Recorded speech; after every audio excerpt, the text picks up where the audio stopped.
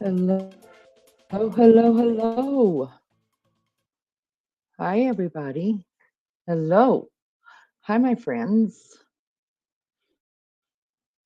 How's everybody? Good, good, good. Everybody good? Did you guys have a good day? What's today? Monday. Oh, the Mondays. Who had the Mondays? Not of sorts. Hey, everybody. It's good to see you. Wow. A lot of messages already. Thanks for being here, you guys. I appreciate it so much. You do me a favor and hit the like, please.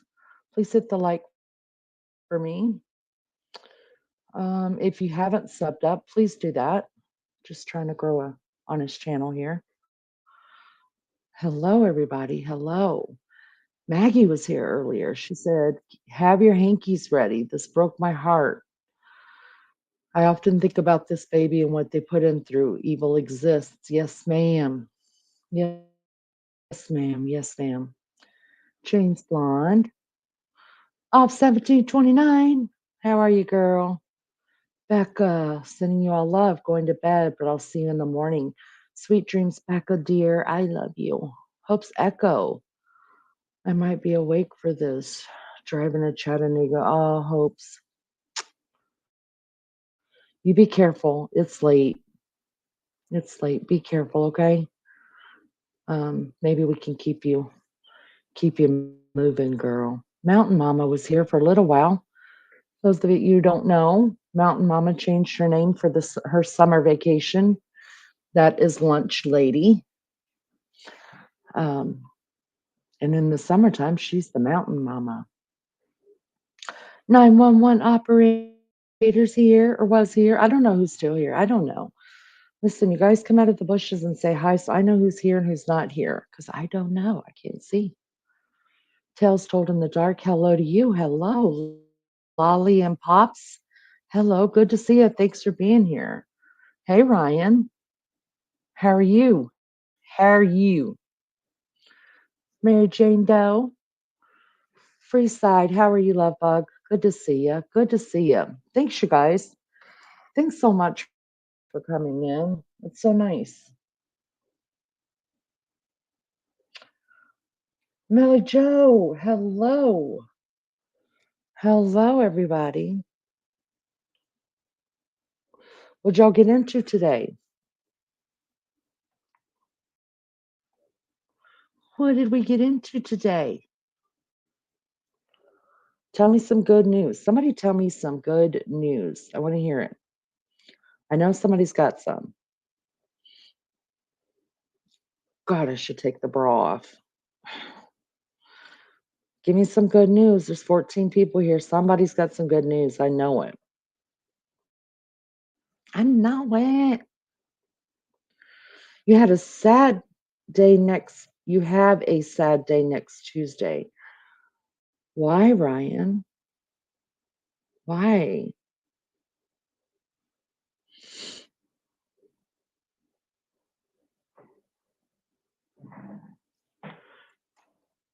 Hello, everybody in the naked bushes. Welcome, welcome, you guys. Listen,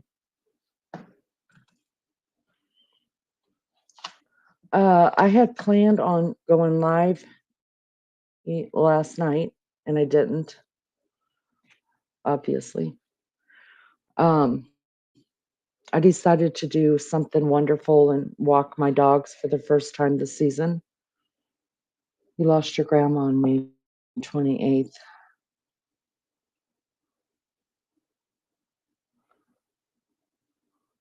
On my dad's side. Ryan, I'm so sorry to hear that, honey. Big hugs to you. Many prayers going out to you, okay? You need someone to hang out with. You come and hang out with us, all right? We'll get you through it, hopefully, or at least sit with you through it. How about that? How about that, honey? Many prayers to you and your family. So, I decided it's been this is the third day of the most beautiful weather. Seriously, the most beautiful weather. Perfect temperatures, perfect amount of clouds, bluest of skies, greenest of grasses, right? Beautiful. So I was like, well, time to put the dogs on a leash and remind them how to walk right, right? Big mistake. Huge mistake. Big, big, big mistake. My little girl is scared of everything in the world. And Newt is not scared of anything in the world. And so when I put them both on leashes and I walked outside and I Swanee, we didn't even get to the end of the driveway, and Newt wrapped around my leg with his leash and took off. Well, I didn't take off because I knew it was going to happen, so I grounded myself. But my back took off. So I ended up twisting my back really bad and jarring it, and felt the whole rip thing happen in there. And if you know, you know. It's a really hot, feels like fire going across your back really slowly. And that's what happened. So I hobbled my way back into the house. And I nursed the back all night and all day. That's what I did, people. That's what I did. There was no way I was going to be able to sit in this chair at this computer without complaining. And I wasn't going to do that to you guys. So I didn't. But I hope you guys had a good night last night. I missed you. I really wanted to get on. I really did. But I did get 5 hours sleep. I will tell you that right now. I did. I got some sleep. And that's a good thing, right? It's a good thing. Today I got the pool out for the dogs. I've got some great footage of that. Little girl does not like the pool. Like I said, scared of everything. and Newt can't stay out of the water, so it's great fun here. Lolly and Pops, no, I barely got back in the house. It was terrible, terrible. And then when I woke up, I woke up at 4 something this morning, and I could feel my back, like, I could feel it swollen on the inside where it happened at. And it just felt like it was compressed, like my spine is compressed down. But as the day went on and I just started trying to work it out a little bit here and there, doing chores that took me way longer than should have taken me. The swelling I can feel starting to go away. It's just the jar. It feels weird. It feels like it's jarred downward, like I just need to pop my spine upward towards my head. That's what it feels like, but I won't. No, Joe, you're going to be cleaning and listening. That's okay. That's okay. We'll get you through that cleaning spell. So did everybody else have a good day? I don't want to be the only one talking, so y'all gonna have to keep me company too. Because I could talk looking in the mirror at myself.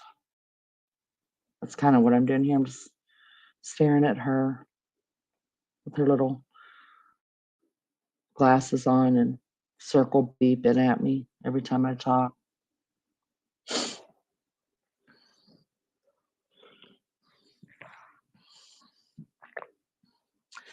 And truthfully, I don't think that I will be taking the dogs together anymore. Even though the little girl didn't do it, I need to be um, have more of a handle on Newt.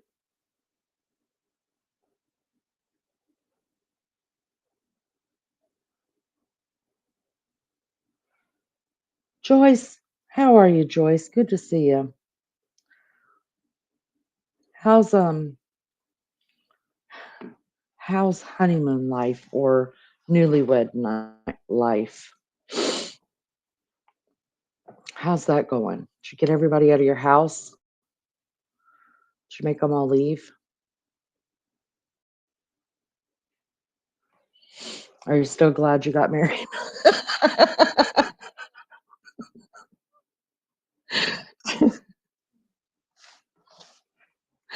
Oh my goodness. Hello, everybody. Welcome. Everybody in the naked bushes, come on down and say hi. You can go back up there and hide out if you want to. Y'all hit the like for me, please. Good, and everyone's gone. Wow, that's great. Listen, I like seeing them come, but I love seeing them go. That's for sure. Listen, you guys, does anybody know about this case? Please put a 1 in chat if you know about the Arthur Labin. Now, I've heard his name pronounced 2 different ways. I've heard Labinjo or Labinho. Okay, it should be a sin off for real, at least after 2 years.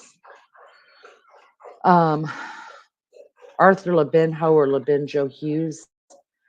I've heard it pronounced both ways. Barbara Smith, hello, honey. How are you? Good to see you. Thanks for coming in.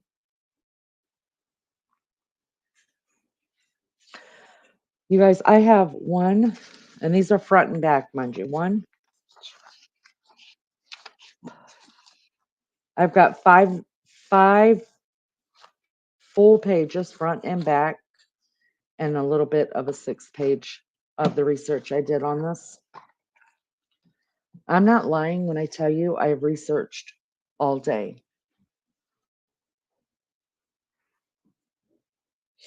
Ryan, of course you can. Of course you can be here on the 28th. You can be here every day. We will keep you company.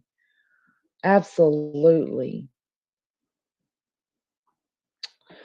It literally took me all day, and here's why. This is probably the saddest case. And Lulu, I remember Lulu telling me, she said, Lainey, she said that one's going to be hard for you to cover. But I was determined. I was determined, y'all. And it literally took me all day because, it's the saddest thing I've ever heard. It literally is the saddest case I've ever heard. And I think what makes it sad because unfortunately there's been a lot of other deaths that may have been even more tragic, more vile, more than this one. But there's so much footage of it, you guys. And the footage of it is heartbreaking. Um, his stepmother, who was the one that actually killed him, uh, took over 200 hours, 200 hours of video of this child.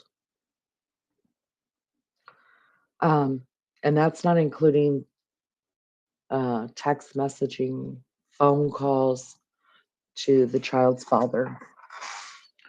So that was a lot for the police to go through. And so a lot of it's out there. And I'm not kidding you. I would sit down for 20 minutes, start reading and reading, and then I had to get up and walk away and just go do something with the dogs or go clean a kitchen or a bathroom or something. I was doing something, right? Come back, do a little bit more, maybe stay a little bit longer.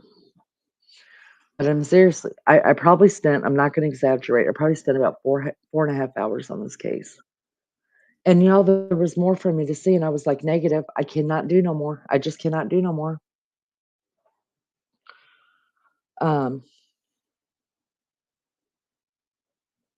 yeah, it's tough. It's a tough one. And then I have been, I spent a lot of time thinking about, am I going to show the video that just set me off, that just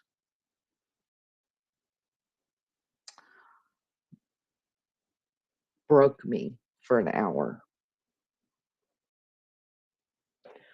And I thought,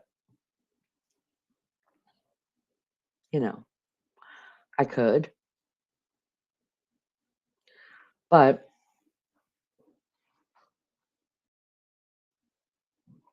I know it how it made me feel. I've watched and I do watch and I do research a lot of cases and stuff like that. And to see what I saw today in one of the videos, I was like, I just can't do it. I don't want to watch it again. And I could just give you, I mean, you can go right now on your internet, pull it up and watch it yourself and sit there and cry for however long it takes you to get through it. It's terrible. It is terrible. It's terrible. And I actually was messaging a friend um, on here and Maggie as well. And I was like, look, I'm gonna have to come to England and I'm gonna kill the parents. So I told my friend, I said, you're gonna have to move in with Maggie. I'll get probably about 12 years. Well, I'll get a longer sentence, but from what I understand about the UK is you only get about half of your sentence. So I'll serve about 12 years. So I'm gonna need some cigarettes and some Diet Coke brought to the jailhouse and them come visit me because this case literally will make you want to buy a ticket and go and hurt these people. So if you guys are ready, I'm ready. And I prayerfully will tell his story. Um,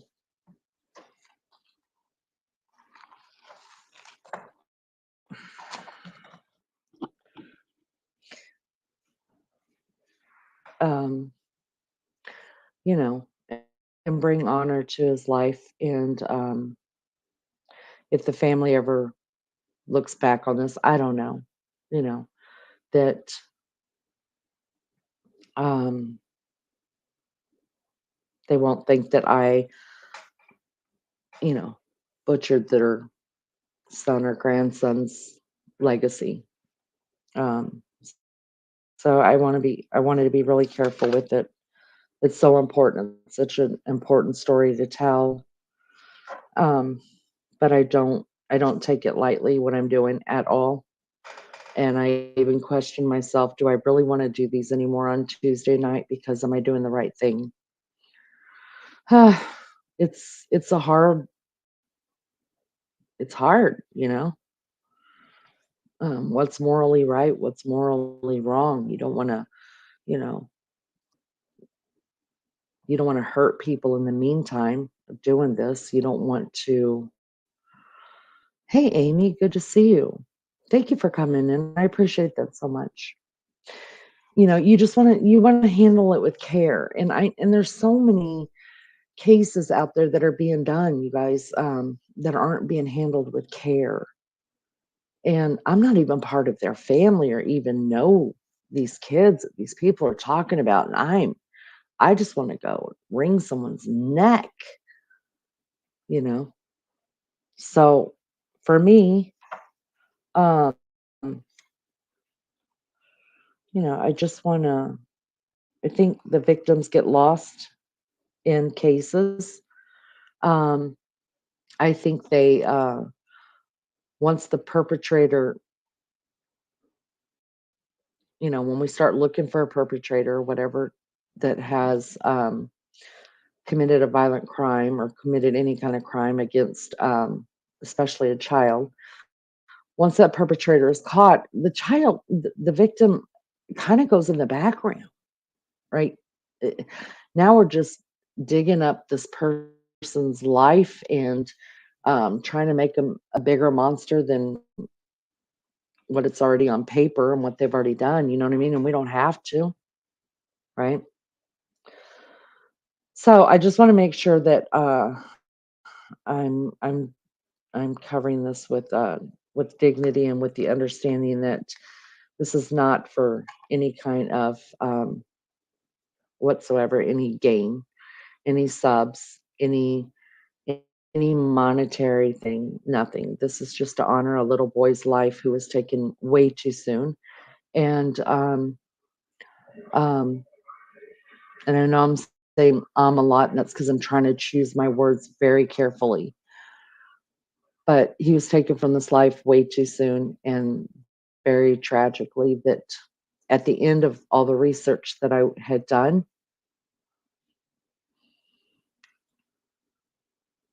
I almost thanked God.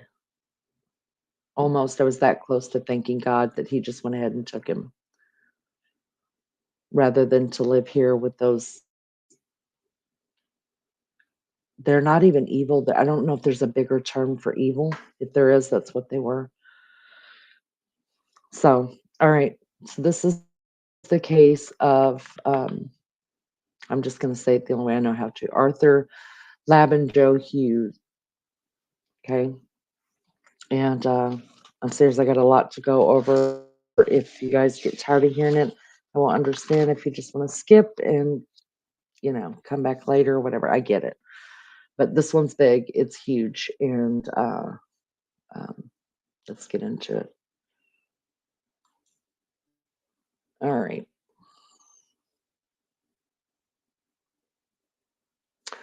Arthur Labinjo-Hughes was born on 4 January 2014. He passed on 17 June 2020. He was a 6-year-old child living in the West Midlands, England, who was abused and subsequently unalived by his parents during the pandemic. The boy was mistreated over the course of several months by his father, Thomas Hughes, and his father's partner, Emma Tustin. All right.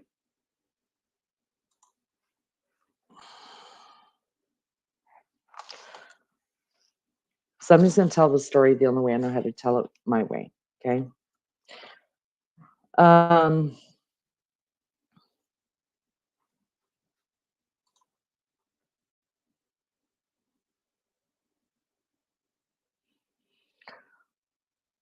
Arthur Labinjo Hughes was the son of Olivia Labinjo Howcroft and Thomas Hughes. The two separated shortly before his second birthday.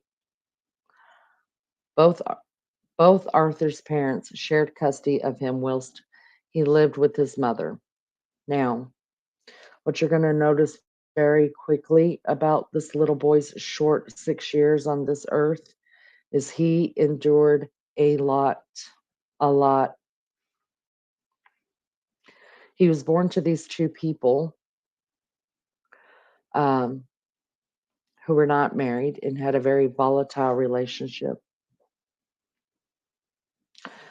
By all accounts, the mother had problems with alcoholism, and I just know there was some substance abuse going on.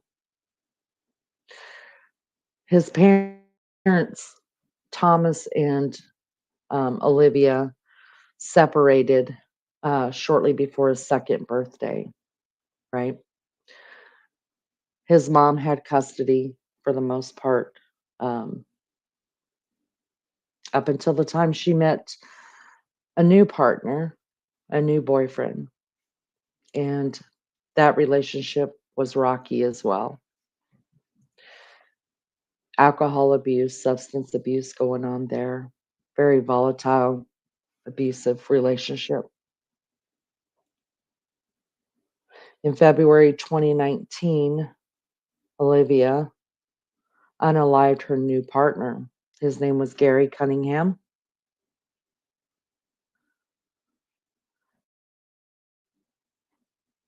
He died after a domestic violence assault against him.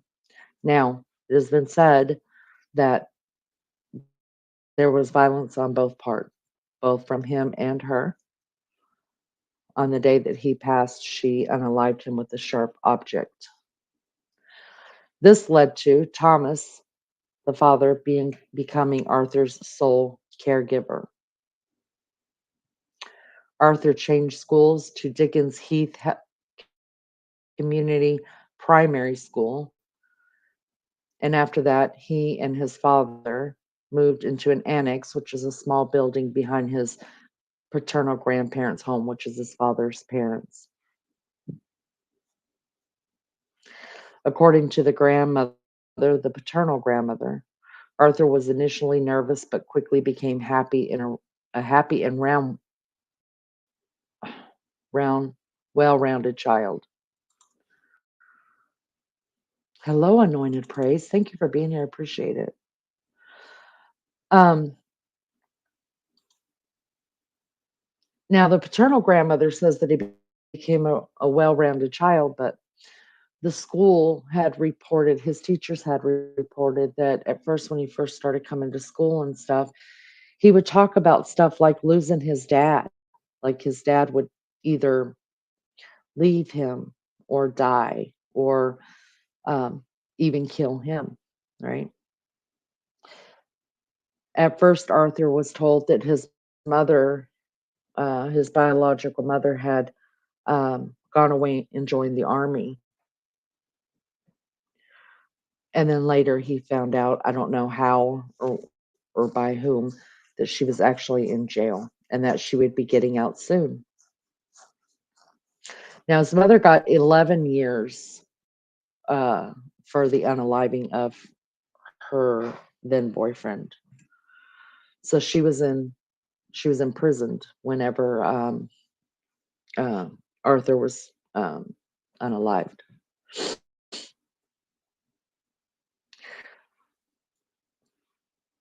Now, this was in 2019 that um,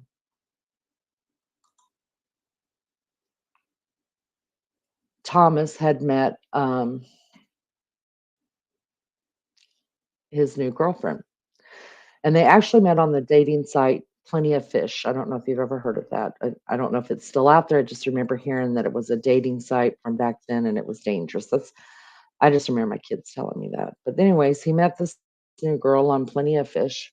She was a mother of 4 children, although the two oldest children are not, they weren't in her custody. They lived with their dad. and she had 2 children living with her at the time. Um,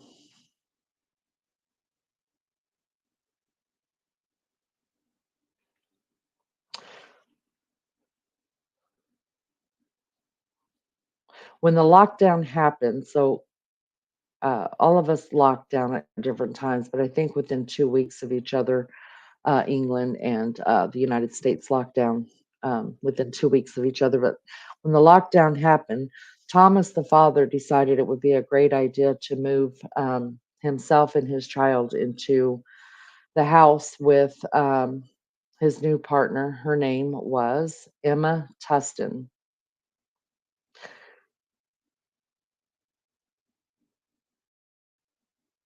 He was a Thomas was a, he had to work during the pandemic. So she stayed home with her 2 children and with, Arthur while he worked. But not only that, when they needed things from the store, then Thomas would be the one to run out for it. Thomas always seemed to be out of the house a lot, okay? So they ended up fast tracking this relationship because of the pandemic, right?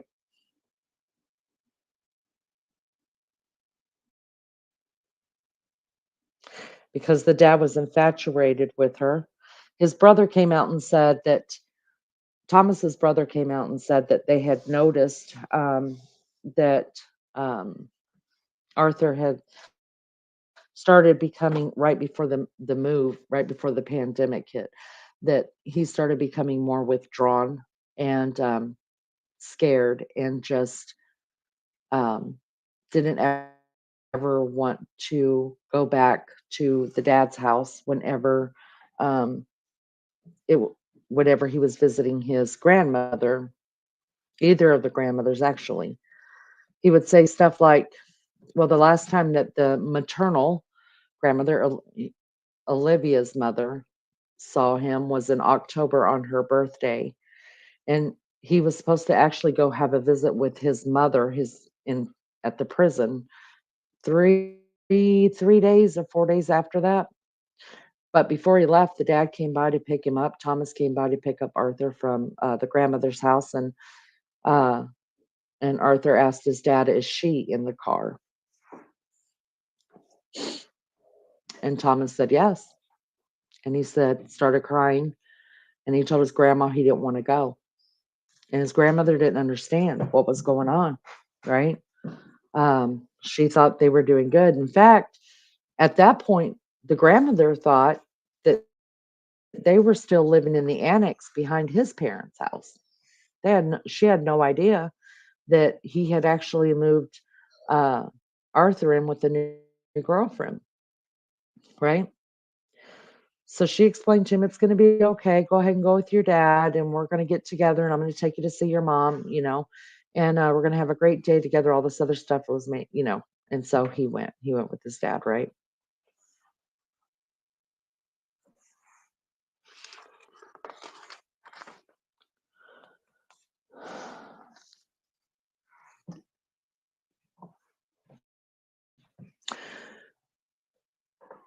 A day or 2 after that, right right after the meeting with the grandmother, the father Thomas ended up texting the maternal grandmother and letting her know that she would no longer ever be able to see Arthur again.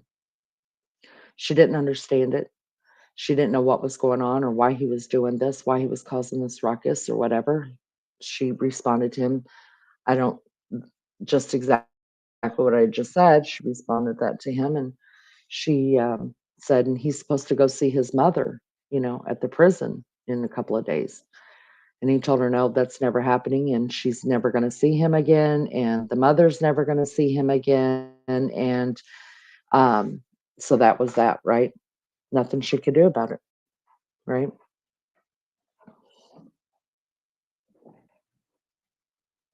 Within 3 months, 3 months, 3 months of living, with, Emma Tustin, within 3 months, Arthur would be killed. Every day, and through um, this was found through text messages and through the CCTV and the nanny cam, or the baby cam as we call it, nanny cam footage that the police recovered after they arrested um, uh, the father and the girlfriend for the death. Um, there wasn't a day that went by that that boy, that baby, that sweet boy, was not abused in some sort of way. Let me just give you some ideas as to what was done, and I'm not going to put everything. I can't tell. I just can't. But just to give you an idea, in 4 days alone, 4 days, Arthur was made to stand in the hallway facing the wall. In 4 days, he did over 40 plus hours of standing facing the wall in the hallway. Nanny Kim showed that on the 12th of June, he stood for 14 hours straight. If he dropped down or tried to sit down or leaned against the wall, he was manually um, stood back up and made to stand. During those hours that he was standing and standing and standing there, he was verbally and mentally abused by both, taking turns back and forth. It never stopped. On June the 13th, he stood for 12 hours straight. The same thing happening over and over again. If he tried to sit down, if he leaned against the wall, he was manually stood back up. On June the 14th, he stood for 11 hours.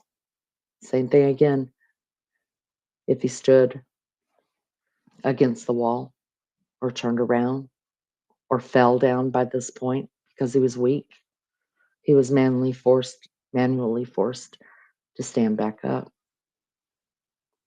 And on the 15th of June, the day before his well, the day before the events that took place that took his life, he stood for 6 hours straight. Same thing over and over again. With as much as they could, they abused him verbally and mentally. So 40 plus hours, you guys, he was on his feet the 4 days prior to what happened to him.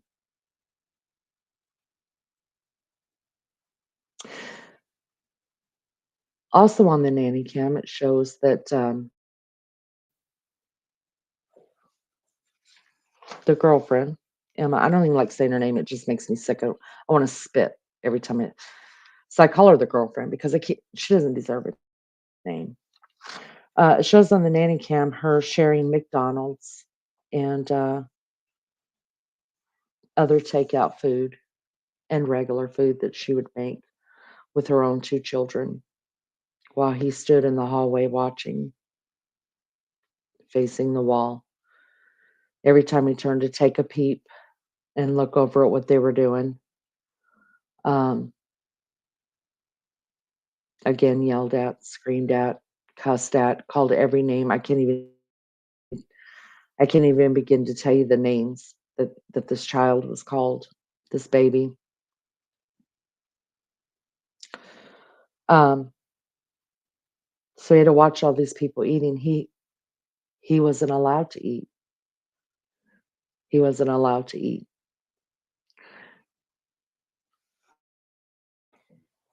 Not exactly sure how long he had been starved for, but not only was he not allowed to eat, he wasn't allowed anything to drink either.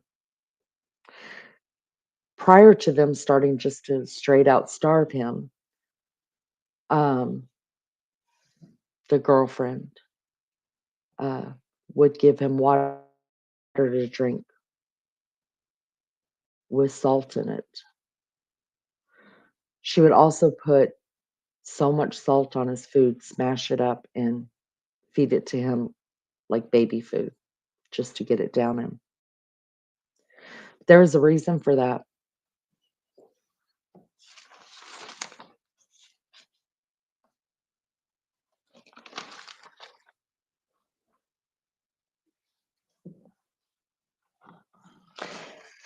At the time of his death,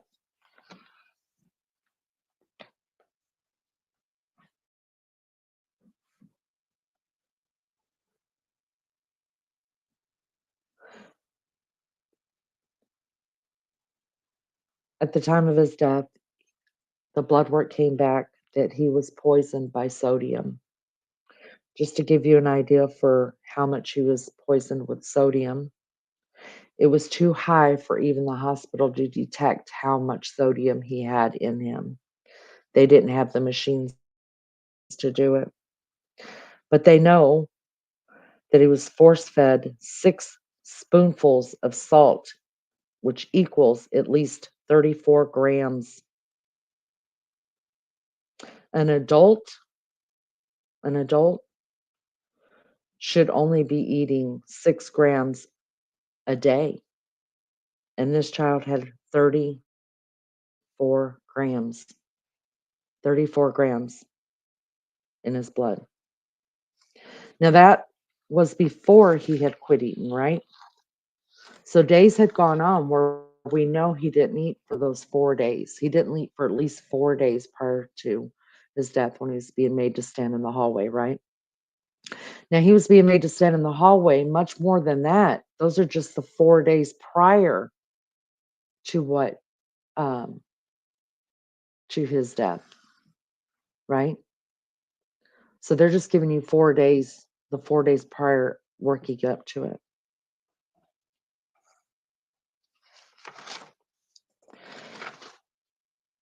The fraternal the father's mother had actually gotten a visitation right with him about I think it was, what did they say, 4 weeks, 2 weeks prior to his death.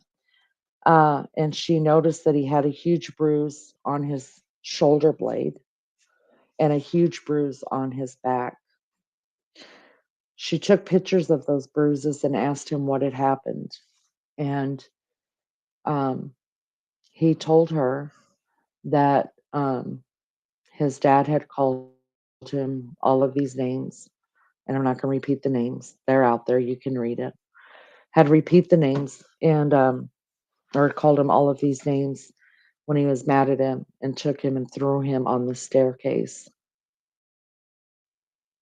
And that's how he got the bruises. Now, why the grandmother gave him back, I don't know. I don't know. But at least she tried to do something. Whereas she sent the pictures um, to what we would call in the United States CPS, Child Protective Services, right? Called in and said that she thinks, hey, this child's being, he's being hurt. This is my grandchild. He's being hurt. Can you do something? Okay. CPS calls um, Thomas and their girlfriend and tells them that they have to come and do a welfare check on Arthur and the kids living in the house. They gave him a day to prepare for this, right? A lot could happen in a day, like putting him some clothes on, getting him dressed, doing his hair, washing his hair. Um, so when CPS showed up the following day, you have to imagine we're in lockdown. They're It's not like they can go up to the child, lift up his shirt, inspect him, do anything like that. They have to still stay so many feet apart, so they say. That's what they said. They couldn't really inspect his body. They just inspected the home. The home was clean, in mint condition. Little Arthur was playing out in the garden. And The social service, there were 2 ladies there. They asked, the kids that were living there on a scale from 0 to 10, with 0 being on the floor and 10 being up on the roof, "How happy are you to live here?"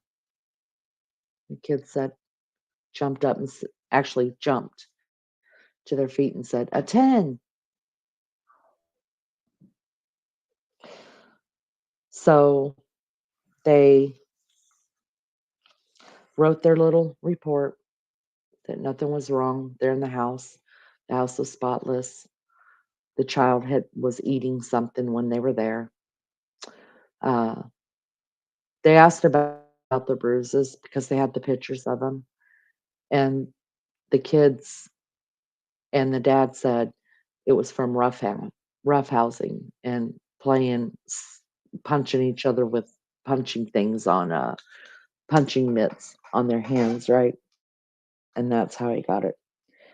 And by all account, Arthur agreed with them. Well, why wouldn't he? Nobody else is listening, right? I mean, the one person that's supposed to really protect in your life, your dad, is allowing all this to happen and participate in it. So why would he trust 2 strangers to get him out of there? Grandmama already saw the bruises and sent him on his way. I mean, he's got no one left, right? Mom's gone, right? So of course he did what he was told. That was the one thing everybody said about him, that he was very obedient. He's very kind. He was very, very soft-hearted. Um, Normal things that you would say about a 6-year-old, right? I think all of us have either had a 6-year-old or have been in contact with it. Most 6-year-olds are very kind, very obedient, you know? So they went on their merry little way. The pictures were sent over to the police department, and from there, nothing was done.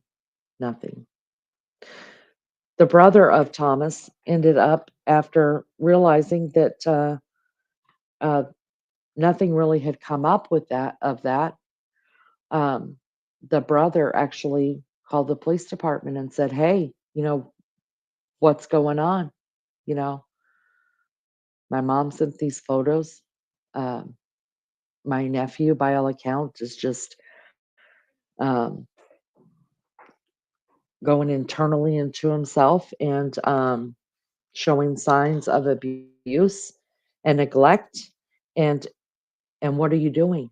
What are you doing?"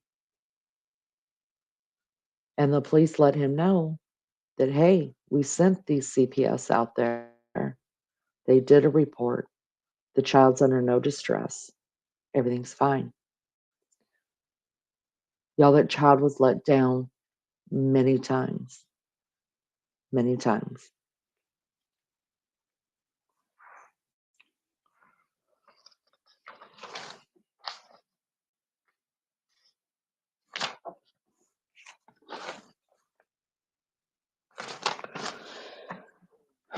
On the day of June the 16th,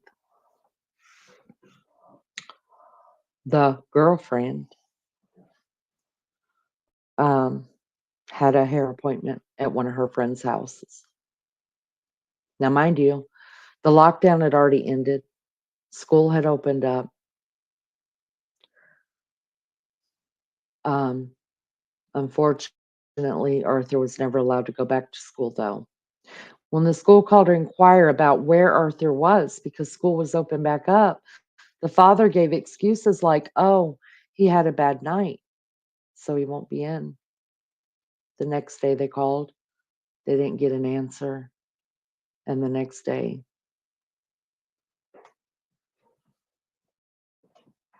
Arthur would be gone.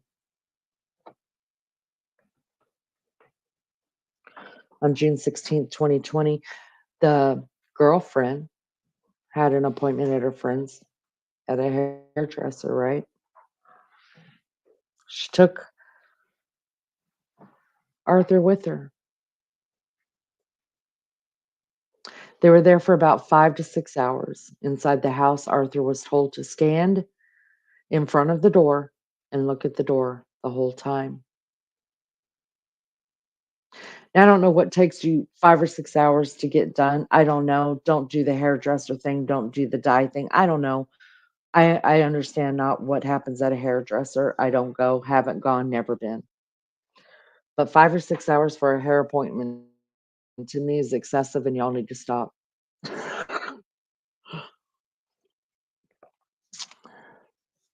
Regardless, that's what how long they were there. I guess when she's getting her hair colored or whatever, she'd go in the bathroom to rinse off or go to the bathroom or whatever, and the hairdresser would her friend would look over at this little boy standing at the door and watch him. She says he was standing there shaking, literally shaking because he was weak. She could tell he had lost all of this weight. He was nothing but bones standing there. The girlfriend would come out. Nothing was said. She said nothing to her. Didn't ask, hey, what's going on with Arthur? Shouldn't Arthur be sitting there? Why is Arthur standing up? What do you do? Nothing. Arthur stood there, not moving.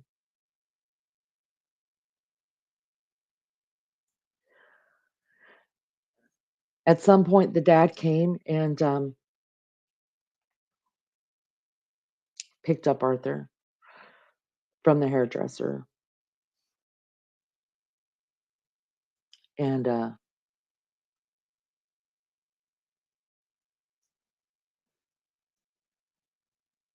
hairdresser's boyfriend had noticed. Now, some other things happened in between, but I'm trying to get just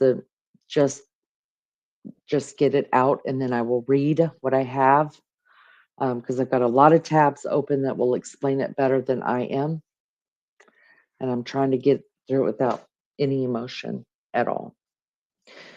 Dad came in before Dad came. The hairdresser's boyfriend snuck some water to Arthur, not to yeah, to Arthur. Sorry. Um, whereas which the girlfriend was very upset about that. He wasn't supposed to have water. It doesn't say whether they questioned why the boy couldn't have water or why she got upset, why she was so mad that they had given him water, a little bit of water to drink. But the man said when he gave him the water, Arthur looked at him with the most fear in his eyes, was scared to take the water, and he told him, drink the water. I'm not going to hurt you. It's okay. Just two more people that let Arthur down. They knew something was going on. They could see very well that he was sick. He wasn't healthy. He was being mistreated. Dad takes Arthur home. A little while later comes the girlfriend. Dad, of course, leaves, goes to work, back to work, whatever. Now, mind you, during all this time, over the 3 months that they were living there, um, the girlfriend was the one basically caring for Arthur day in and day out. Like I said, Dad was doing the work, going out to get supplies, doing whatever during the lockdown or whatever. Um, but then there were these text messages that she would send to Thomas, the dad, stuff like, "He's getting on my effing nerves. What the hell do you want me to do with this kid? He's being a shit." You wanna know what the dad's reply was? Stuff like, "I'll handle him when I get home." Um, and the dad's replies, you guys, were even worse than the shit that she was saying in text. The replies back were even worse. Tell him what he was gonna do to him when he got home, that he would handle certain things.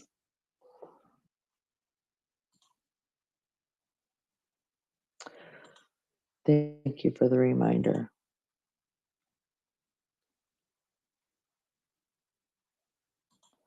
Let me put this up really quick.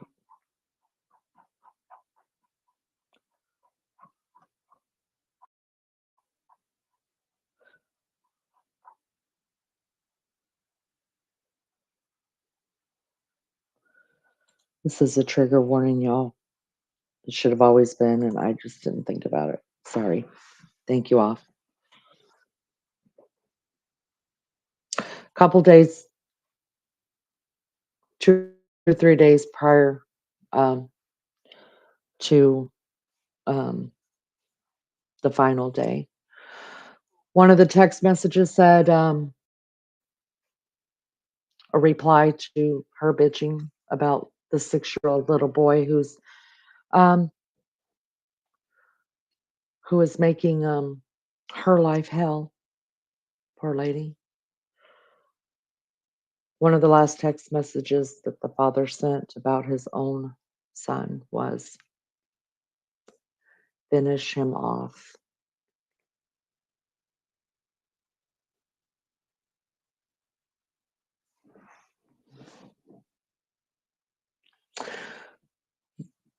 A couple prior to that one, he told her to find somebody they could pay to uh, dig a grave.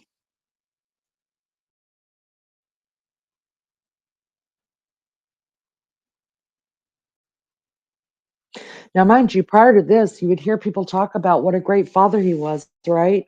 Before he met this girl, the girlfriend, before he met the girlfriend, um, he was a great dad, loving, caring.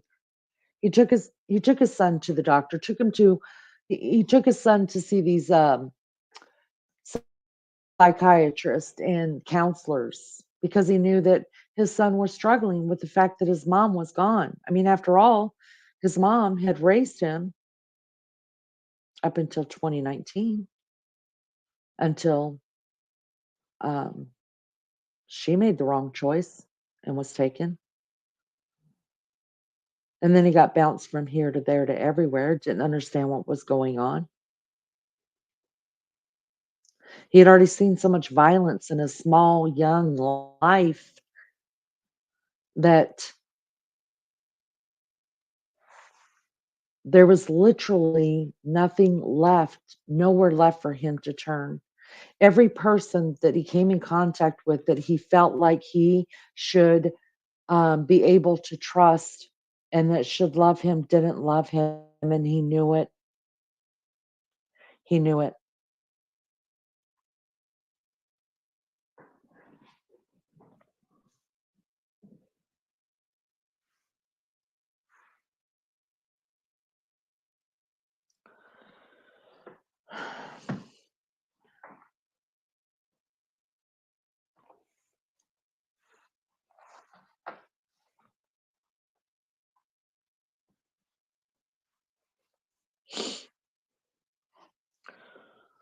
So on June 16th, the girlfriend called the dad at work and says, Arthur hit his head. Now, was that code for I finished him off? I don't know, but that's what she told him. Uh, He hit his head. The dad was home within 1 minute, they say. 1 minute. From the time of that phone call to the dad to the time of the 999 call, which is the equivalent to 911 here, was 12 minutes. So instead of calling 999 first, she called dad and says, Arthur hit his head. Y'all just let me know when you see red flags. They're everywhere.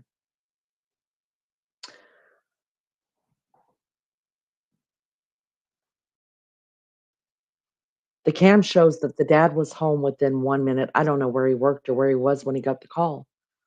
but he was home in 1 minute. It shows it took him 11 minutes after the dad got home to even call 999.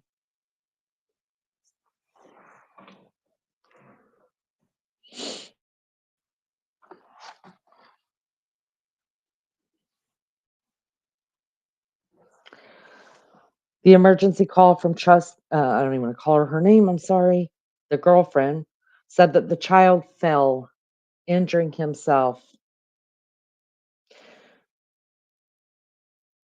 We are gonna listen to the 911 call because I think 999 call, you guys get it. Because I feel like it's important to hear it, how quickly this, how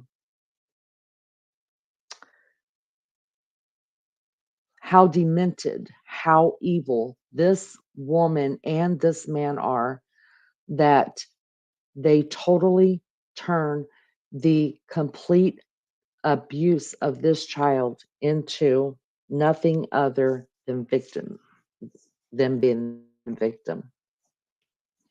All of a sudden, even on the 911 call, they're the victim and he's the aggressor. The 6-year-old beautiful baby is the aggressor. And he did this to himself after he's done everything to them. So let me pull up that.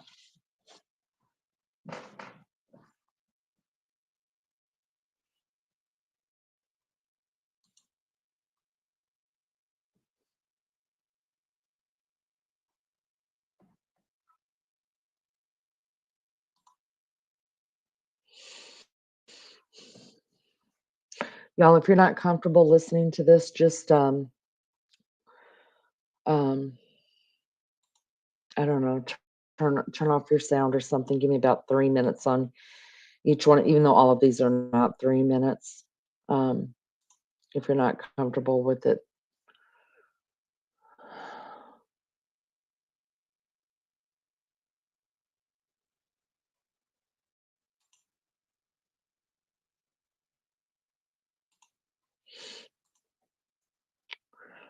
Make sure that this is up so you guys can see it. I have to take the copyright thing down, you guys. Copyright disclaimer under Section 107 of the Copyright Act of 1976, allowance is made for fair use for purposes such as criticism, comment, news reporting, teaching, scholarship, and research. Fair use is a use permitted by the copyright statute that might otherwise be infringing. Nonprofit, educational, or personal use tips in the balance of favor of fair use. I have to take it down so you guys can see this, okay?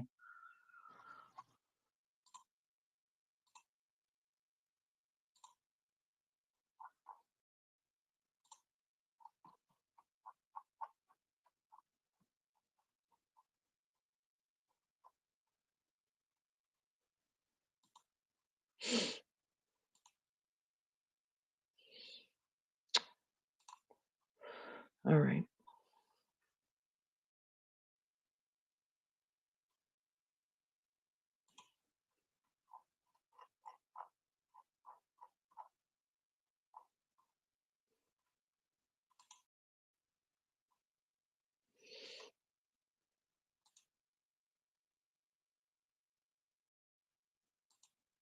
Breathing?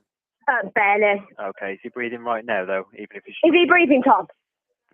He keeps taking big dark breaths. Basically, my 6-year-old stepson is falling, he's banged his head. Okay. And while he was on the floor, he's banged his head another 5 times. Okay. He's lost colour, he's got a big lump on his head. Is he awake?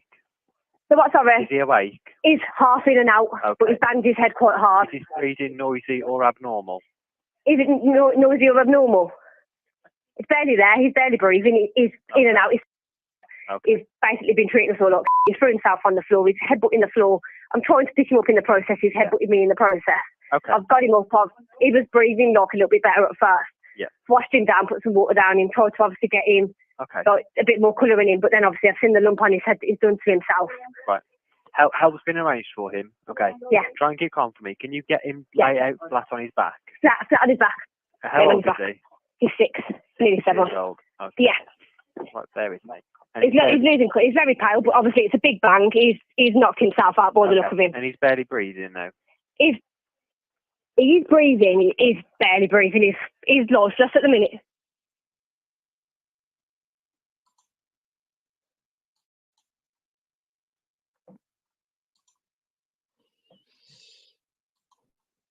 So that's a 999 call, 911 in America. Now, did you hear some key points in there? She said, she's, telling the operator that, he fell, and then she's trying to help him, and then he banged his head, and then he banged his head on the floor a couple of times, and then he headbutted her. He's barely breathing. He's not breathing. He is breathing. He's barely breathing. So she gives him a drink of water.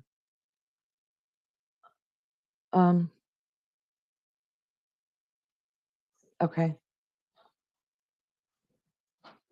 When the emergency services arrived there, they could tell right away that something was off, as they normally can, right?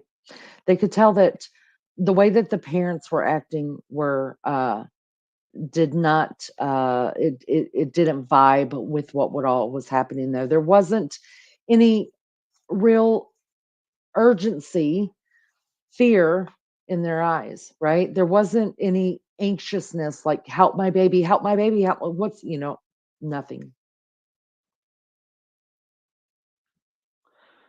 It wasn't there. They kind of looked around the room and realized that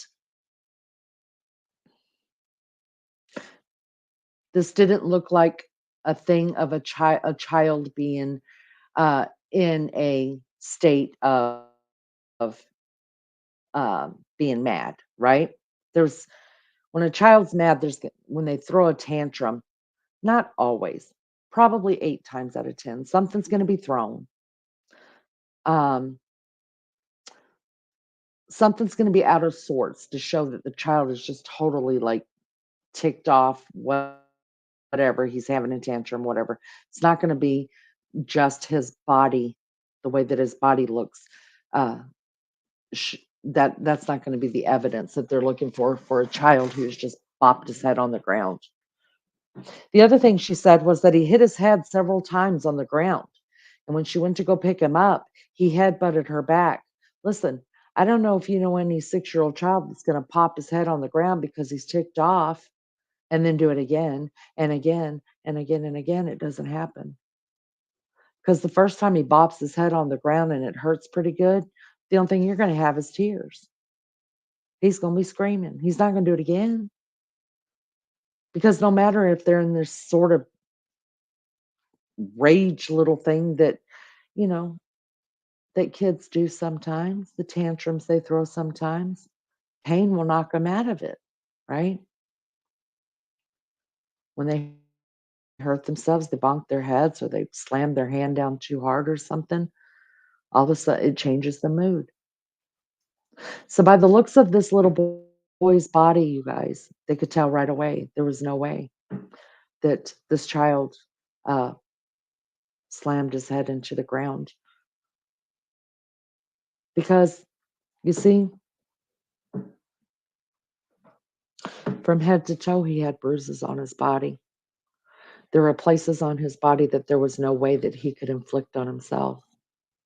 The wound on his head, there was no way that he could have hit himself or headbutted a ground or his dad's girlfriend and been awake enough to do it again. One time would have been all it needed, right? He would have passed out from it. But because of all the injuries to his body and the injuries to his head alone, they knew that there was no way he had done what she said. So in the urgency of it, they picked that baby up and they took him to the hospital right away. He was assessed and put on life support right away. The doctors, knowing that his injuries were probably too severe, for him to come through, but they put him on life support. And here's what I don't understand, and maybe some of you from the UK can um, let me know if it's different from the United States. But when anybody goes to the hospital that's in our family, especially if they're going by ambulance, a lot of times we can't get into the ambulance with them unless they're a child. If they're a child, usually they'll let one parent go in there, depending on how bad it is. But if not, the whole freaking family are following behind that ambulance in a car. Everybody that's in that house, uh, everybody's going to the hospital. What I want to know is, are you guys not allowed to do that? Because these two idiots uh, gave their first police interview or CPS interview because CPS got involved as well. As soon as the child got hurt, CPS came to the house, the police are there, everybody's there, blah, blah, blah, everybody's there. And they're standing outside their house. I'm letting you know, a regular parent, you'd have to interview them in the hospital because they're not freaking leaving the hospital. They followed that baby there or their loved one there, no matter who it is. And you would be interviewing them in the emergency room. So I don't know if the UK has different what you guys are allowed to do or what you're not, what's the norm there, but I'm telling you, that's the norm here. So I was really blown away that both parents were at the house when they were interviewed. And that's what we're going to see next.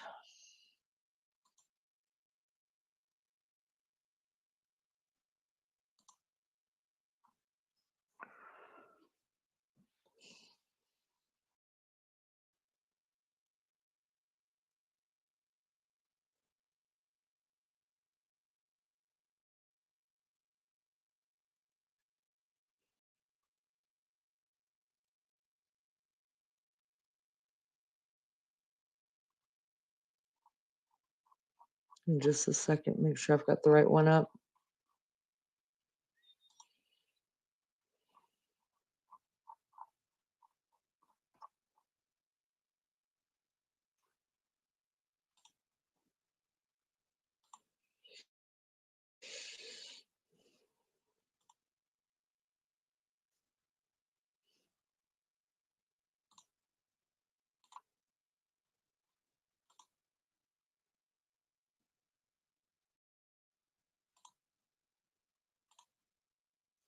This is as big as I can make it, you guys.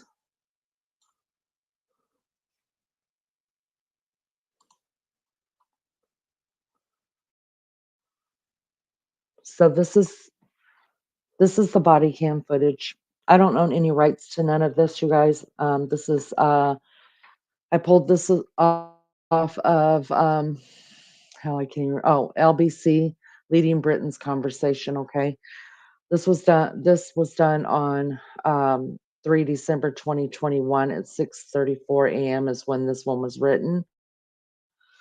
Excuse me. Police body cam footage shows evil murder. She wasn't a stepmom. She was not a stepmom. She was the girlfriend. That pisses me off that they even say that.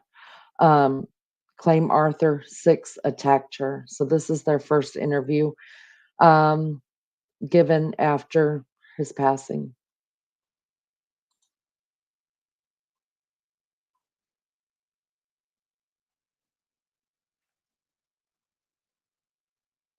I hope. There it is. Just briefly, what happened? Basically, he'd gone out to get me a birthday cake for the kids. Arthur was told to sit on the thinking step. Arthur's put himself all over the floor. He's banged himself off the radiator. He's hit me. He's kicked me in the process of me trying to get him back on the thinking step. He's then gone on all fours on the floor, and I've told him to get up. And I shut the door over, and all I heard was a crack off the floor. He was headbutting the floor on all fours. Headbutted the floor once, said, "Get up, you're going to hurt yourself. I've phoned your dad." He went, "I don't care." At that point, he was fine. And then he dropped his head again as I've tried to bear hug him and pick him up, and he headbutted the floor 3 times. Here on this carpet. Round about, the door was shut, so if you go in, I'll show you. It's probably about here, his head. All right, I'm supposed to stop this every now and then to commentate on it so I don't get in trouble. I'm almost done with it anyways. Isn't it funny, you guys? I'm going to back this up just a little bit because I want you to see. I want you to see. Look at Daddy. Look at Daddy. Wow.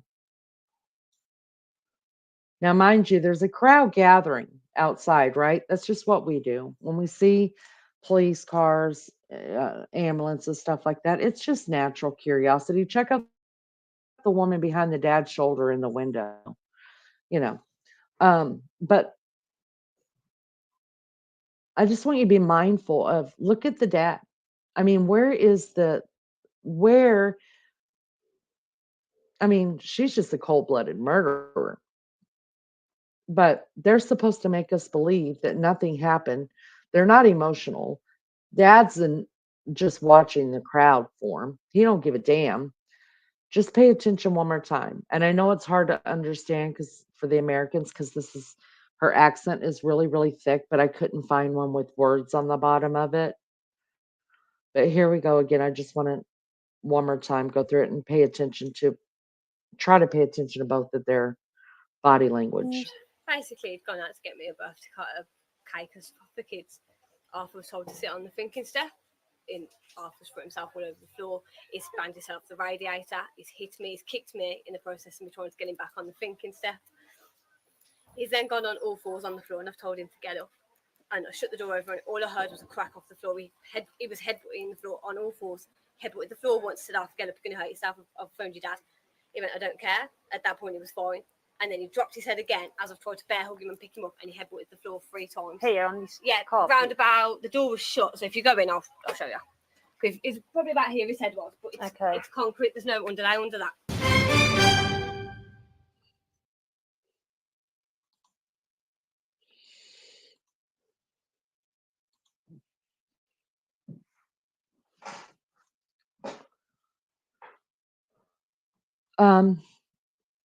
Yeah, did you hear how even still they're the victims, right?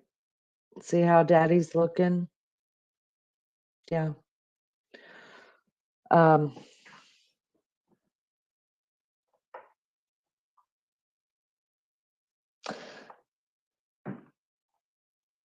when that footage was shown, that was at 3 p.m. and the police had come to speak to dad and the girlfriend. They talked about how he abused her and how he abused himself, all because he was pissed off. If you go back and find that video, I just took a clip of it, you guys. If you guys go back and find that video and listen to the whole thing, it's about 3 minutes long. And she talks about, at the end, she starts fake crying and she talks about how she really cared about him and loved him. And he trashed her house and was always hitting them and being mean to them. And, and then it just escalated that day. He was having a bad day and he, then you heard what she just said. He just banged himself around, and that's what caused all the trauma to his body. She also said at the end of that interview, she said, "I did everything for him, and I loved him." She said, what she said, how she put it, I freaking loved that kid, or something like that, and just listening to her talk, listening to her body language, watching him, you can imagine the police are just like, you know, they're doing themselves no favors. Thank God. Thank God this thing wasn't dragged on and on and on and on and on. I mean, this stuff, you guys, from what I see and and all the stuff researching and stuff that I did up until this point was this had been planned. They had been planning this. If you go back and watch some of the text message, I've been really, really careful about what I put on here and what all I'm telling you, just because I want to be sensitive to other people about it, because this is hard to watch. If you want to go back and do research, just bring up his name. You won't believe the stuff that comes up. It's amazing how much stuff is really out there of it. but I'm trying to be careful because for people that don't want to see and hear um, some of it, I've tried to be careful with it. But this was this was planned. This is the typical case of a new person coming into somebody's life who has a child, who wants that person all to themselves, that um, they can't accept their partner's their baggage, children. They can't accept that. Um, they they look at that person as being in the way of their relationship. And this is why I tell you that his dad, Thomas, was in no way a great father. I'm sorry, I don't care what his people say about him. He was not a great father because there's no way you could take a great father and in 3 months turn him into the monster that's telling your girlfriend to finish him off, to hire someone to dig a grave. In 3 months, a person does not become that demented. It doesn't happen. It was already in him. And because he placed someone in front of his child, because he cared for someone more than he cared for his child, it was very easy for him to go along with everything she was saying. So I believe that all the documentation that she did, the 200 plus hours from the nanny cam and the CCTV and all of that that she had down, was that she could show him when he came home from work or whatever, clips of him. See, he did this. See, he did that. He did this. He did this. He smarted off to me there.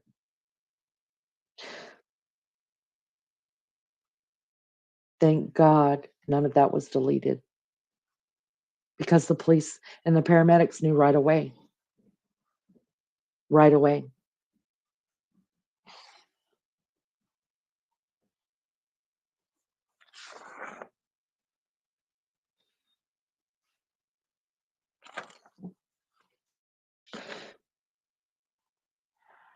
Now, what I'm not showing you guys, I'm just going to give you kind of a visual and then you can decide whether you want to go look for it and find it yourself. And it's not hard to find. One of the last videos that was taken of him was the morning he woke up. You see, he used to share a bedroom with the other two kids. At some point, he was no longer allowed to sleep upstairs with the family. He was forced to sleep downstairs, not on the couch, but on the floor with a duvet, no mattress. I don't know how long he was forced to do that, but obviously it was a while that he was forced to do that. He was woken up about 7:06 that morning, and he's on video camera, uh, and there's sound. And I'll tell you that the sound is the hardest thing to get through. The sound, because you hear little Arthur's voice.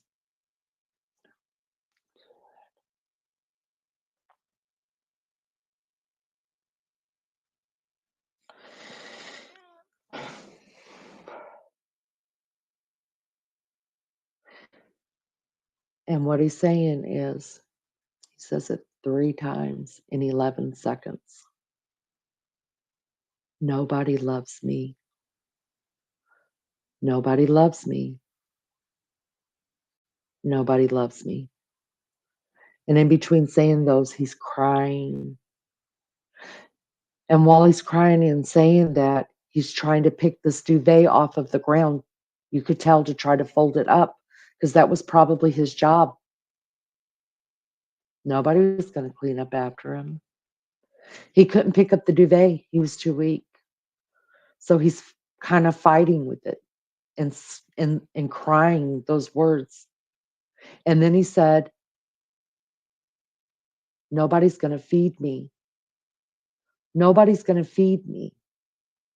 and he's still trying to pick up the duvet.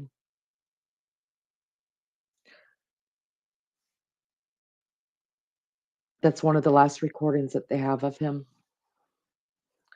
The last voice that you hear.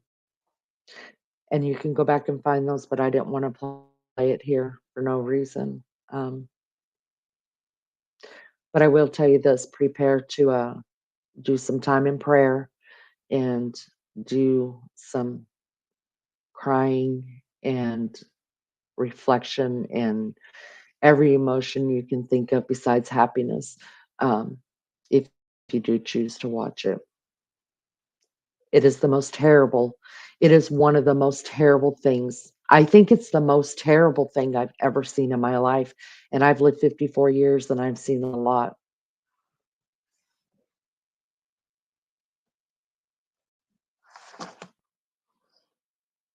Also, on that day, and what you'll notice inside that video, you guys, is um, Arthur was wearing a fleece footy jammies. Now, we've got several friends from the UK in here, and they've told us, um, many times a lot of the homes there, they don't have air conditioning in their homes. This home did not. This child was put in a fleece zip up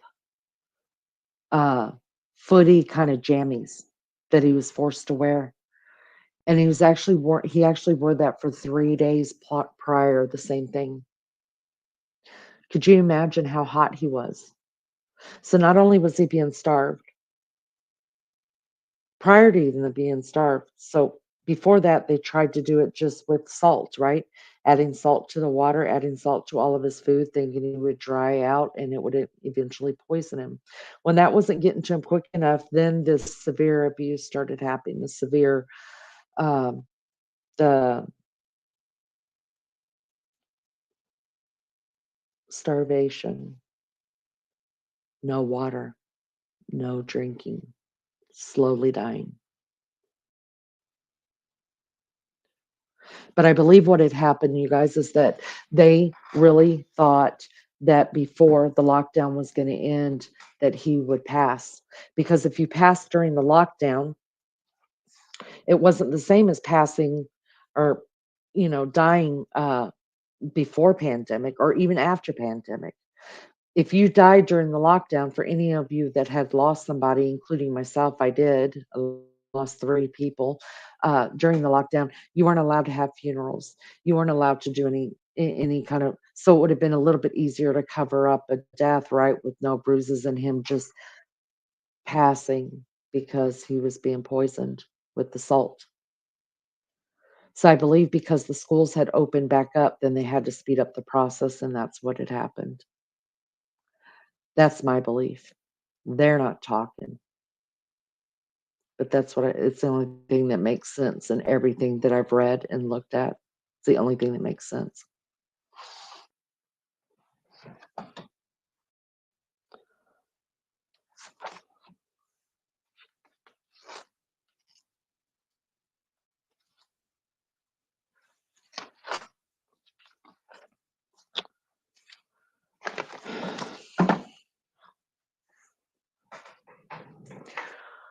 Arthur lived the rest of that day. He was taken off of life support on the 17th of June, the day after all of this happened to him.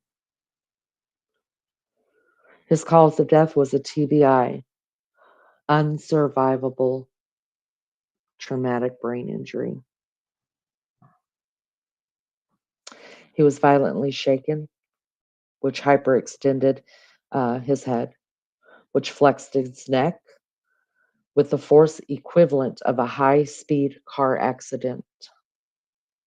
He had injuries to his skull impacted with hard surfaces, such as a floor or a wall, piece of furniture.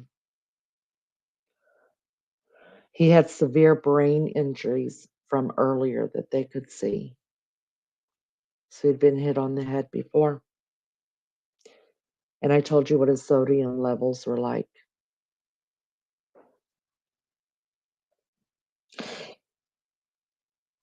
He had over 140 bruises on his body. The police came out and said there was a bruise on his body for every day that the lockdown happened. And those were just the ones that they saw, you guys.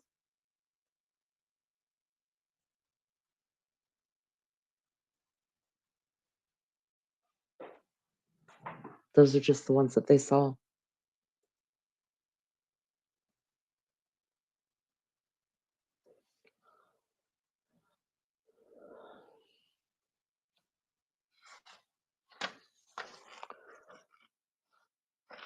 Of course, on the 17th, after he was taken off of life support, the father and the girlfriend were arrested. The girlfriend was charged with murder,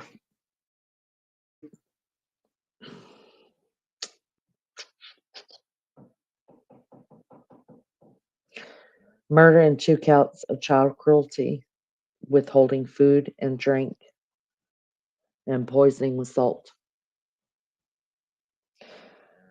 The father was charged with manslaughter. Now, the difference between manslaughter and murder is they say murder is planned out. Murder's done. You knew what you're doing. You knew what you're thinking. You did it. Manslaughter is the help or the guiding or pushing towards, but not actually the hands that do it. So, Daddy was charged with manslaughter and 2 counts of cruelty, encouraging the violence against Arthur, and the encouraging the poisoning of the salt. In court, the girlfriend admitted only to the two counts of child cruelty, but she says she did not poison him.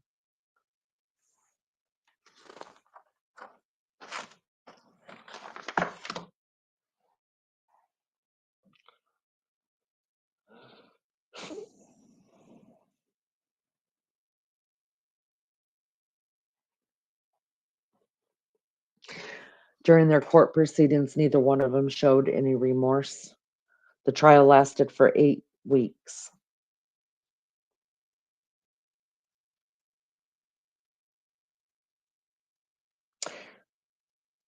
In trial, it was brought up that the father researched pressure points and how to use them.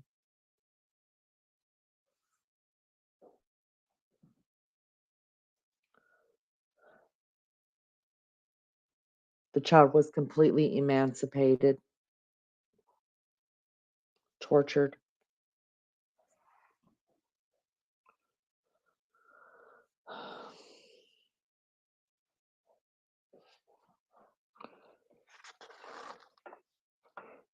Broken in body and spirit.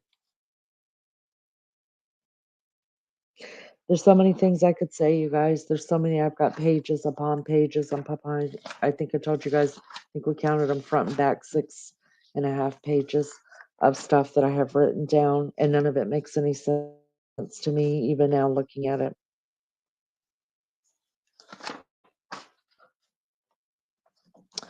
In the end,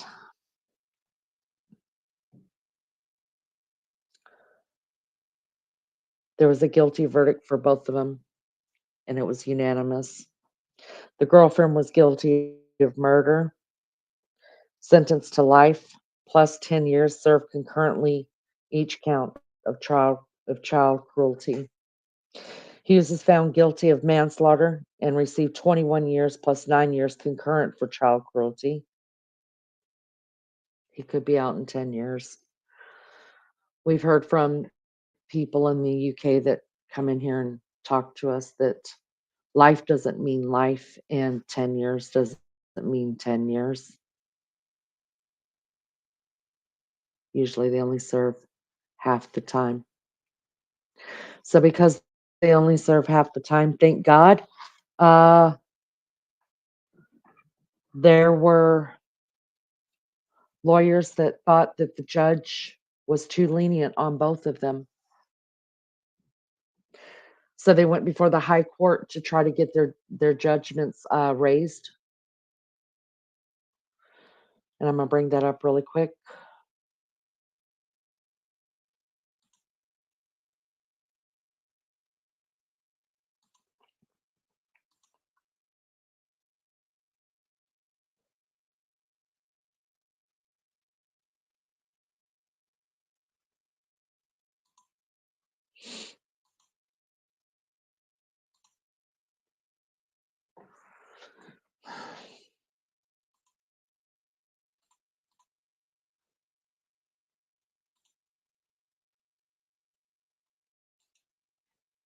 All right, let me try to make it bigger, you guys.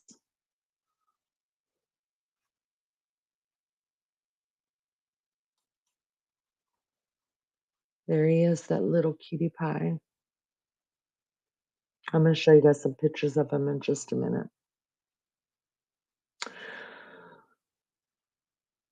Arthur's killer father has a sentence increase. So here's the fuckers. Oh God, I hate him. You guys, I hate him so much. The father of 6-year-old Arthur Labinjo-Hughes has had his manslaughter sentence for the boy's death increased.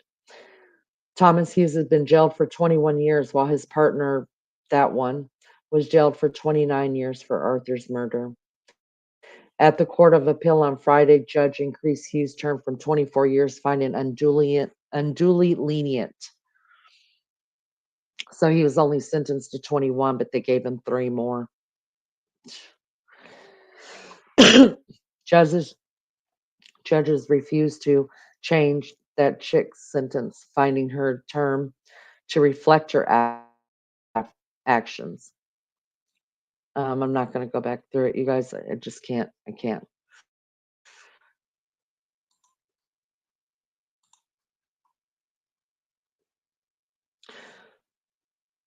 But what I wanted to tell you was, I don't know, what I found out when I went to go and look for little Arthur's grave, is that he actually sat in the medical examiner's office for 18 months.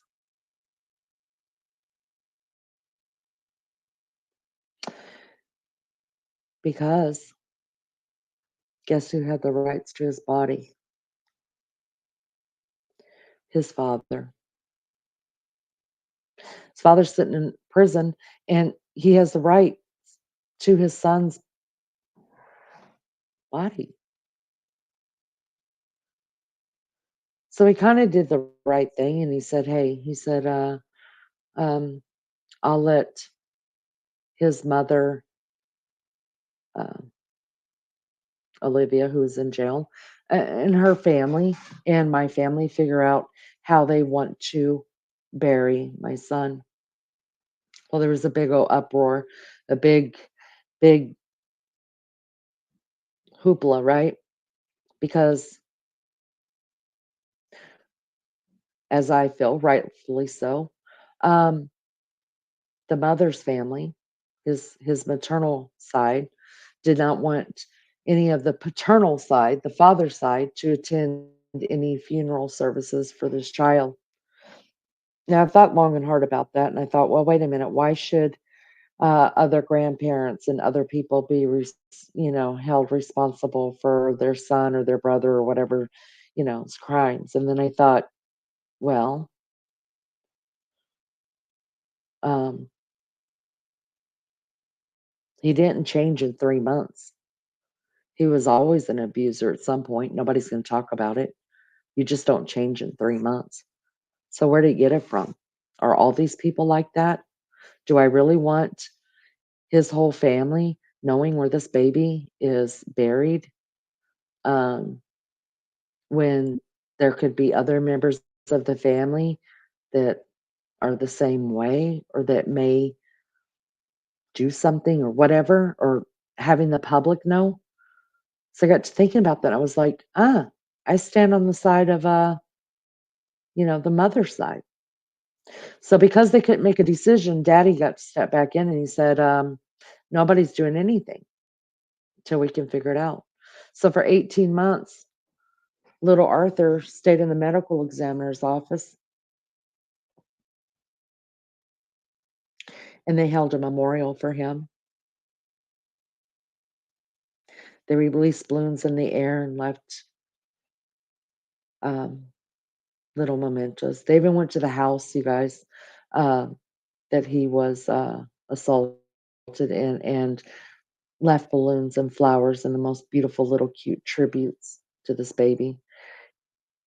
And somewhere, I quit really reading by then. There's a memorial to him. It's a bench, and I'll read it. I couldn't read it. I just marked it so I could read it with you guys.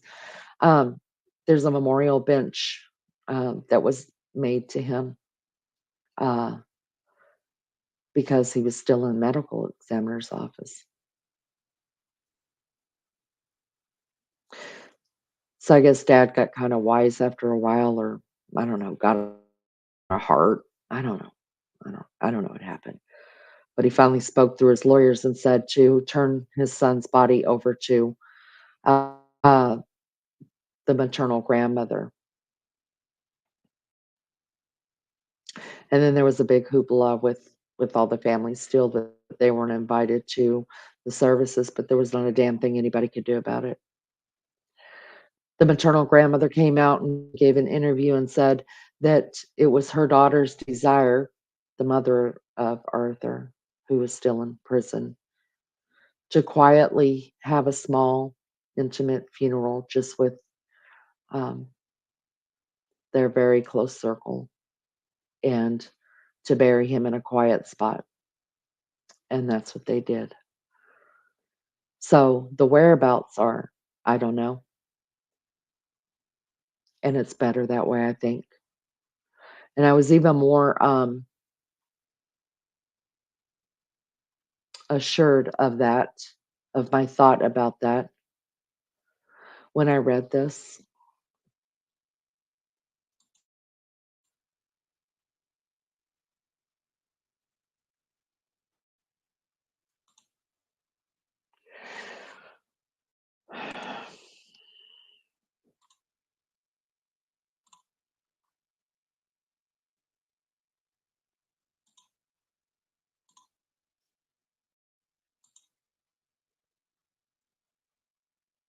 Try to blow it up. Just a second. All right. This is the picture of his little memorial, you guys. There's a bench right here and different flowers and such, right? Well, it used to have a bush and a tree that were next to it on either side.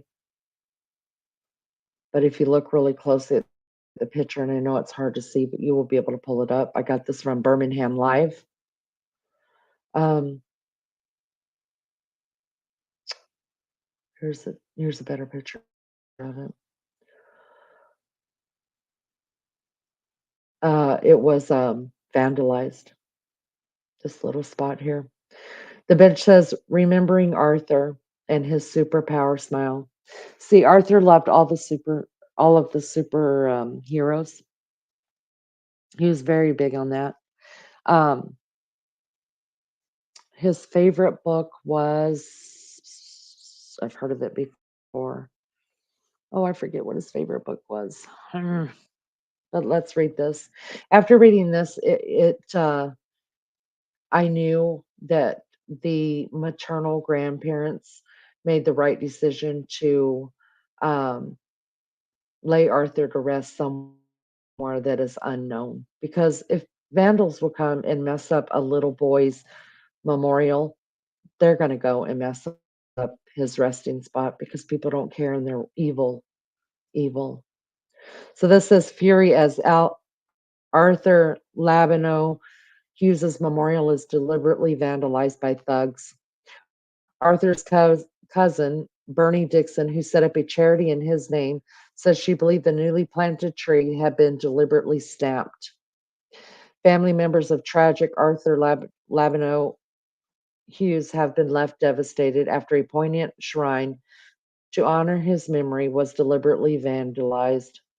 Arthur Six was abused and killed by a wicked bitch and sick dad. The pair have been jailed for more than half a century in the case that um, a half a century. Well, that's wrong. No, because they haven't been there for half a century. In the case that shook the nation. And a number of tributes have sprung to honor the Solihull youngster who passed away thinking nobody loved him. Remember what I told you he was saying over and over the morning of? But families have this week revealed a memorial for the little blue nose on Cranmore Boulevard in Shirley, just a stone's throw from the house he was. Um, yeah, it has been targeted. Arthur's cousin, Bernie Dixon, who set up a charity in his name, said she believed the newly painted tree had been deliberately snapped. She said on March 7th, some really sad news this morning. Someone has removed one of the bushes that was planted and has snapped it. It's so sad an individual feels that those actions are suitable after everything Arthur endured. It's beyond disrespectful to him. I hope whomever it was had great satisfaction in doing something so cruel. With this recent action, no more trees or bushes will be planted. Bernie later told Birmingham Live, I can't understand why they would deliberately pull it out to snap it. The young people around here have been so good. In fact, they have protected it at times. It's really odd and sad. The broken cousin said she was certain it was done deliberately and added, it's a new plant. They dug it up and snapped it. I would accept it if they stole it, but they just destroyed it is silly. Last month, we reported that Arthur's tragic unaliving looks set to spark real change within the government plans, promising to transform children's social care. Backed by 200 million over the next 2 years, the Department of Education said that the Children's Social Care Implementation Strategy would focus on early support for struggling families and reduce the need for crisis response at a later stage.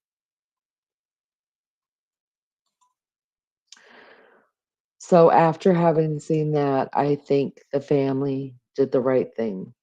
Absolutely. There is a little bit of warmth to this story. Arthur also loved um, what the UK calls football. Here in the States, we call it soccer. He was a very avid fan. Um, I seen some video on him where somebody was uh, taking the video and talking to him about I think they're called the Blue, um, and they are a football/soccer team. And they were talking about it. They were asking him, "Are you going to play for England?" And Arthur said, "No, he said, I'm going to play for the Blue first, and then I'll play for England." So after the passing of Arthur, bring this up.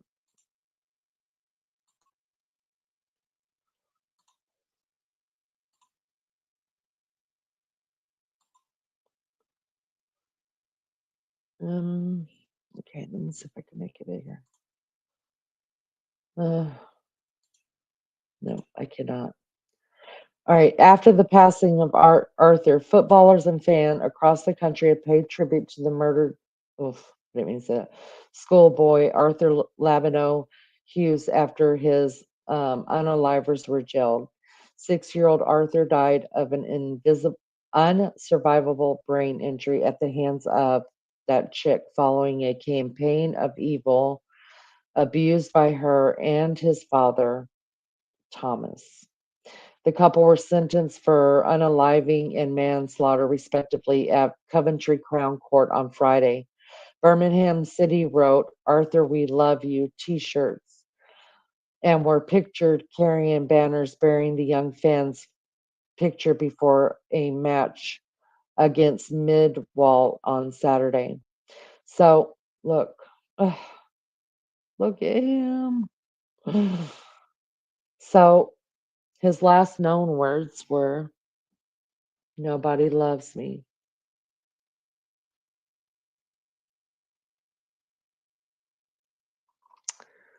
So, I want to show you guys this. This made my heart smile. And if Arthur is looking down, I think it made Arthur's heart smile too. Now, footballers and supporters across the country have paid tribute to murdered schoolboy and Birmingham fan Arthur Labinjo-Hughes after his killers were jailed yesterday. Birmingham players wore "Arthur, we love you" t-shirts before their match at Millwall, and they also brought a banner onto the field. Arthur was just 6 years old when he died, and the game at the Den was paused in the 6th minute for a minute's applause. And that tribute was replicated at games up and down the country today.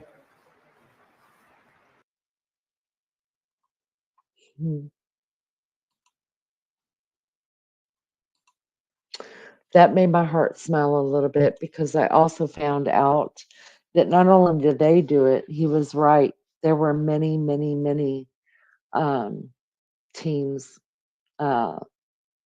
both professional and unprofessional through the country, that paused on the 6th minute of whatever game they were playing, because Arthur was 6, and everybody wore or was holding signs and saying, "Arthur, we love you," because maybe now he knows, right? I think he knows that in death, um, he was loved much more than he ever could have been in life, ever. And eternally, he will be loved. And eternally is a long time. That's what forever is. And forever, I believe that Arthur will always know love and always feel love. And that makes my heart happy. All right, you guys. Thank you guys for getting through this with me. I appreciate it so, so much. I feel like I did it terribly, but the best I could, just trying to get through it. It's difficult. There's plenty out there if you want to go and look through it yourself.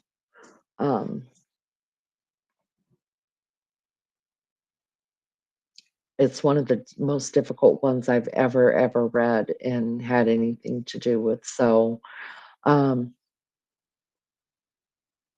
according to Leanie, we love you too, Arthur. We do. We do, we do, we do. And I have to believe there's a heaven for special kids like him. And there's a hell hotter than any fire that's ever found on this earth for the people that took him away. You guys, I want to end this live right here because, I don't want to go into other kind of topics and stuff. If somebody's researching Arthur or whatever, not saying that this is going to blow up or whatever, but if his uncle or his aunt just happens to be researching his name or his grandma, I don't want them to come on here and then hear Leanie doing all this and then all of a sudden jumping into chat and then making light of it. So I want to end it right here, but I do want to start another live stream if you don't mind.